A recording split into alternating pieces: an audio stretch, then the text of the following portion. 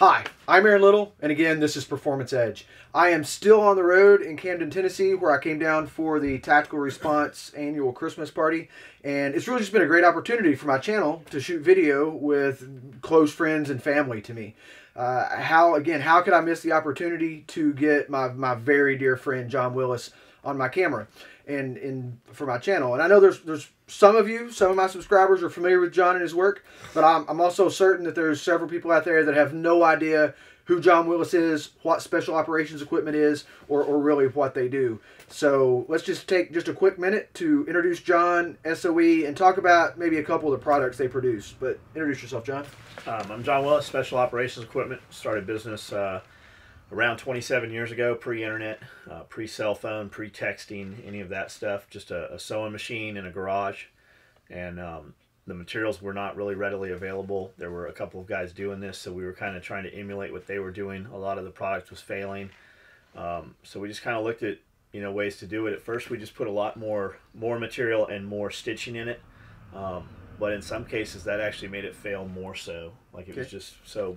We've evolved forward. We kind of were in the beginning of the industry, and we kind of did things way different. We're not a big, huge billion-dollar company with tour buses and airplanes and shit. Yeah. Man, I've really tried not to go that direction, and it's really looking like we're kind of heading in that direction now. But we're a small family-based company. We interact with our employees on a daily basis. We all go to the gym together. We all eat breakfast together. We all eat lunch together, and we do things very differently than any other company, but the main thing is I do what's best for my family as well as my business family, and it's kind of one and the same. So we just we do what's best for us within the company. I've said many times, my viewers have heard me say similar things in the past, that one of, if not the greatest aspect of my job, or all of my jobs, is the awesome people that I come in contact with. I'm sure you've heard me say many times that if you want to live an awesome life, the first step in that is to surround yourself with awesome people. And John's been one of those awesome people in my life for a long time. I've known John for many years now, and I've seen firsthand the way he interacts with his family, and as he said, the way he interacts with his business family, the way he treats his employees, and I can't help but respect just the way he deals with people on a day-to-day basis. I've met very few people. There's a few people in my life who really go above and beyond the way they just go out of their way to take care of their own, and John is absolutely one of those people. That's why I'm excited, again, to have the opportunity to get him in front of my camera. So, Special Operations Equipment. You just talked about how long it's been a business and the dedication to what you guys do. What kind of product do you make? We'll talk about that in a second, but while we've got this going, that means a lot that you say those things, because I have always thought that, I heard years ago somebody said you have a board of directors for your company, and you have, as well as you have a board of directors for life. And you have those people that you have there for reasons, and each one has different capacities and different abilities. But I have said from day one when I saw you interact with James, like you were a friend of James before I ever knew you. I knew of you, I knew who you were before we ever met. But the first time I think I ever met you was in Hollywood, in Los Angeles. Right. For the Hurt Locker movie shoot, when we all Correct. got together to plan all that out. And just talking to you, like, I knew then that later on when we were closer and we would interact more, that you would be one of those people. And I've said that from then on, that Aaron Little is one of those people in life that you want on your board of directors for life. When I'm about to do something that I know I should do, I'm excited to tell Aaron. When I'm about to do something I know I shouldn't do, I hate to do it, but I know I have to talk to Aaron as well. And you're kind of like a check and balance to that. Thank you. And that means a lot to me. Thank you. No, thank you. So let's hear about some products you make. We make some. Let's talk about these belts because they're real simple. Let's kind of start on the timeline on just the history of them. So back when we started making these belts, the 2-inch duty belt was the only belt we made. When you're learning to sew, it's probably one of the easier belts. Well, actually the materials is thick, so you have to have some ability to sew. But we do this. The materials were available. We could buy these at. We didn't even have an REI. It was Sports Chalet back then. We could buy the webbing from climbing stores and stuff and build these. And it's a 2-inch police type belt. It's an outer belt. You put all your stuff on it. You got all your pouches with the Velcro that lock to the inside. So think cop belt, not leather, but nylon. From there, we do what was called a rigger's belt back then. And these started as, 36 and 40-inch straps to hold cargo down on pallets and airplanes.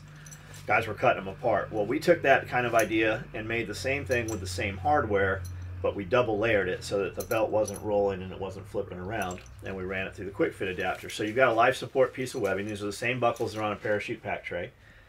Same buckles that hold cargo down in a C-130 aircraft. Right. And we made a belt version of it. So for decades, this was the only belt that we made, or anybody else made for that matter, that went through your belt loops. And guys carried guns on these for, 20 years, man. So there was no 1.5-inch hardware like this available. So from there, we're going to fast forward literally to 2005-ish, and they come out with some 1.5-inch buckles called a Cobra buckle. Well, let's kind of go backwards first. They started with a 1-inch buckle. We didn't make a belt like this for a long time. So then they finally came out with an 1.5-inch, and we were able to get 1.5-inch webbing. And nowadays we have the 1.5-inch webbing actually made. The company that makes our webbing jams more fibers in the weave to make it stiffer, and they use a higher resin coating. So our webbing, these are almost too stiff. You will hear guys, especially with a gut or a belly, say that these pinch them. Okay. But this is a meets in the middle, low profile, 1.5-inch belt, awesome for carrying a gun on, not nearly as forgiving as our EDC belts. So from there we go to the EDC belt. We sell 100 of these to any other version of the belt we sell. I've got a pink one here just so that it would show up on film, show you we do make stuff for women. We make a lot of stuff for women, pink thread, toxic green thread, orange, different patterns. We do all the military law enforcement, but we also do some fun stuff we'll show you in a second here. And this belt basically unclips. It overlaps in the front, clips in like so, and then it just adjusts down to the point where you want it. We make it with or without a Velcro liner. If you got to ask what the Velcro is for, you don't need it. For real, the Velcro is to lock your pouches that are also Velcro lined in place. Most guys wearing this belt are going to wear a Kydex holster. Kydex mag pouches have no use for the Velcro. But these belts will go out several inches. It can go from here all the way out another 2.5, 3 inches. From there, we have the low profile belt. Works similar, has a different buckle on it. Doesn't have the super cool Cobra buckle that's machined out of aluminum. Has this G-hook, has these independent little loops. It's a little lower profile on the front. Functions exactly the same other than that as the EDC belt. Then I've just got some different colored versions. This is again a 1.75 Cobra belt version, and I just brought it out here because it's got the pink thread in it just so you guys can see. We overlap it. It pops pretty good. It definitely draws attention, and it's very nice looking. 1.75 Cobra Riggers belt, which is the same as the Riggers belt. It just has this quick release, but it still has the V-ring so that you can clip in steep angle stuff, secure yourself up on buildings, emergency rappel if you have to. And then we have an EDC belt with the cash print material in it. We did this kind of as a joke. We did it years ago for Horton. I was able to get some material. And Horton of Horton Knives. Horton of Horton Knives. And this material, there was very little from a company we were getting it from, and we bought it all and it ran out. And a few years later, last year, we had, I think it was 15,000 yards of this stuff manufactured. We had a die lot ran just so we could get it, and we bought all of it. And we just do fun things. We'll do small piece runs out of this stuff, micro rigs and things like that. Right. So this is maybe a personal question. I know you're pretty open to talking about business on your channel. Guesstimate, how many people are out there in just the general populace wearing one of your belts? Well, we ship over 100 of them a day. Every day. And we usually ship on Saturday also. Okay. So countless. They would be tough to get. Yeah, at this point, we really don't know. We order the Cobra buckles in quantities of 1,000. I place orders several times a week. We have to get them oftentimes from other places because we will buy everything coming direct import to the United States. So sometimes we pay a higher price and get them from a middleman within the United States just to get more faster.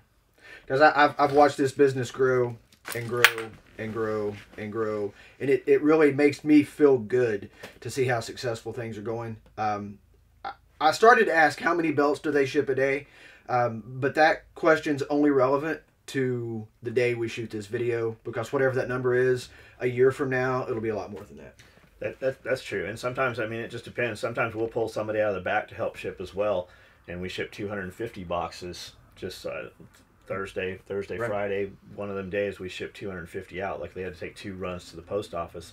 So, I mean, our bottleneck is shipping right now. Right. If you don't subscribe to John's YouTube channel, you should. I'll get the information for that in the info space below. But their business is exploding. They're getting ready to. They're in the process of expanding, much larger facility. I'm sure there'll be a change up in shipping process once you move to a larger facility. We'll turn on a lot more dealers. Like, we've got a lot of dealers wanting to come on. We've just said, hey, we honestly cannot supply you until the new facility's online. So that will alleviate most of that. But think about those numbers. That's just belts. Other kind of products you guys make and sell? Man, we make anything from visor covers, seat panels, tool bags, which ladies can use as purses. You guys can use them as range bag. You can literally use them to carry tools. Beer koozies, single pistol mag pouches, rifle slings, pelter, hearing protection covers, toiletry bags, all the way up to warfighter gear, full-blown LBVs, full-blown big chest rigs, grenade pouches, radio pouches. If there's somebody around the world killing guys that you see on CNN, we're building gear for their equipment. So I remember when it was pretty much John and a sewing machine. How many people work for you now? 33. Yeah. To me, that's the American dream. I see on the news, I read on Facebook and other websites, people talking about the American dream being dead. It's not. You just have to know where to look for it. And small business is where that American dream is not just still existing, but actively booming. And this is just a great example of that, and I love to see it. I mean, I'm biased because I really care about John and his family, and I want to see them succeed. But I'm seeing the success that his employees are having now because they're a part of this. John, like I said, I'm in town. I didn't want to miss the opportunity to get you on camera. I thought if I'm going to get you on camera, we should hear a little bit about your story and what you do and promote you a little bit. What's the website? SOEtacticalgear.com. SOEtacticalgear.com. Again, I'll put a link below. The YouTube channel is... It's only John. It's John Willis, but you'll see if you go to and I can't get it to change for some reason. Okay.